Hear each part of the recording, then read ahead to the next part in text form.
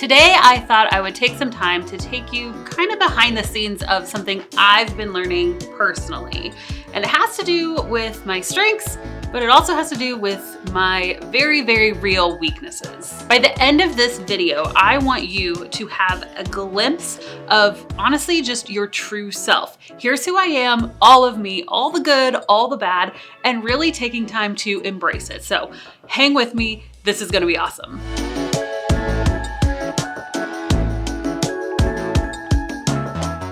Hi, if you haven't met me, my name is Abby Ashley. I went from stay-at-home mom to full-time virtual assistant to now online course creator where I teach other people how to start their own freedom businesses. So if that's something you're interested in, stay tuned to this channel. And hey, make sure that you subscribe and click the bell to be notified every single time I release something new. This past year, I took a test called the Clifton Strength Finders, and it was honestly incredibly revealing, not just to me, but to the different members of my team as well. And what I discovered through this is that I have some really strong strengths, and I have some really strong weaknesses. At first, that can be a little jolting, right? Because if you're like me, sometimes I tend to focus on my weaknesses. I tend to focus on the fact that here's all the things I don't have. Here's all the things that I am not.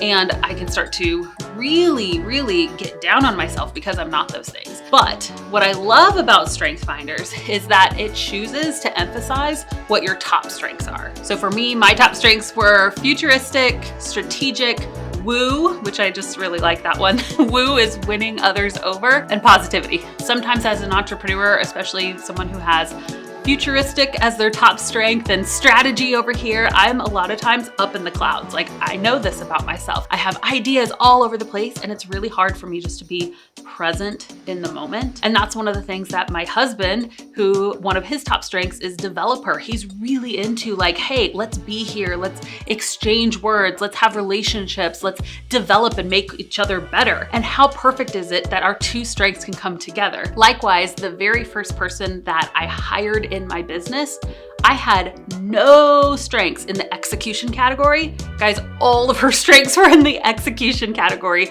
She's now the COO of both of my businesses, right? And it started out as just my very first hire, as my first real employee was this person who complimented me so well. So here's what I want you to do. Number one, I want you to learn your strengths, because you are a whole person, and that includes your strengths, that includes your weaknesses, and those were put inside of you for a reason. We don't have to try to make our weaknesses strengths. What if we were just to surround ourselves with the people or the systems or the tools that could help elevate us in those areas, right? Where you could live 100% in your strengths. What would your life look like? What would your business look like if you were just able to live every day doing the things that were your top strengths? It's what I'm finally stepping into, realizing I don't have to be a person that's always super focused or always super dedicated, always all these things that I'm always beating myself up that I'm not. Instead, I can just be strategic and futuristic and positive and winning others over, and communication. That was my other one. I think I forgot it last time. And if I can just live in that place,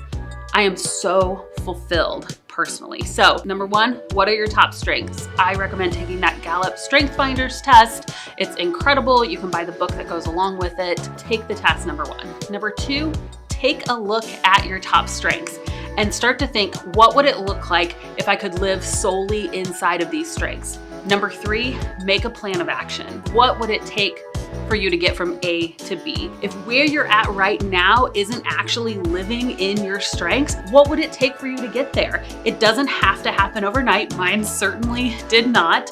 But over time, could you paint a picture of what it could look like if you lived completely in your strengths and start taking small steps to get there? For instance, if one of your top strengths is connectedness, you need to be meeting with people on a regular basis. In-person networking probably needs to be part of your business plan, because number one, you're gonna show up best there. Number two, you're actually gonna enjoy it. You're gonna love what you're doing. But if one of your top strengths is responsibility, then you're probably really good at getting things done, making lists, doing what needs to happen, and it makes you a great support person, probably an admin for somebody else's business. So like living in that zone is where you're gonna be happiest. Responsibility is not one of my top strengths. I remember being in high school and my mom would always ask me like, hey, go wherever you need to go, but whenever you do it, like call me when you get there.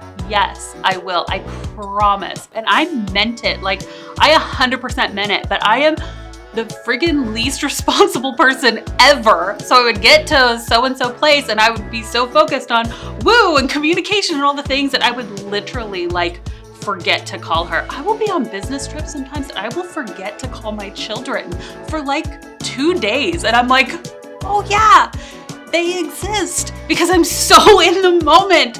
I'm so futuristic. I'm so like right where I'm at that I literally forget all of this. And if you all think I'm a terrible person, I'm so sorry, but I've just learned to accept it. And so I surround myself with people like my husband who's like, hey, look, I FaceTime our children, call them. I'm like, yes, I have kids. I love you. And I've just learned to accept that as part of who I am. So does this mean that you shouldn't ever try to make your weaknesses better? It's just like, I have no personal responsibility in those areas. I don't have to be responsible. It's fine. No, not necessarily, right? You can choose to supplement those weaknesses. I have found either with people, systems, or tools, right? So let's say one of your natural strengths is not includer, right? An includer is like, hey, let's bring people into what I'm going through. If that's not one of your natural strengths, then you could use a tool. So you could literally set yourself an alarm every single day to reach out to one person, right?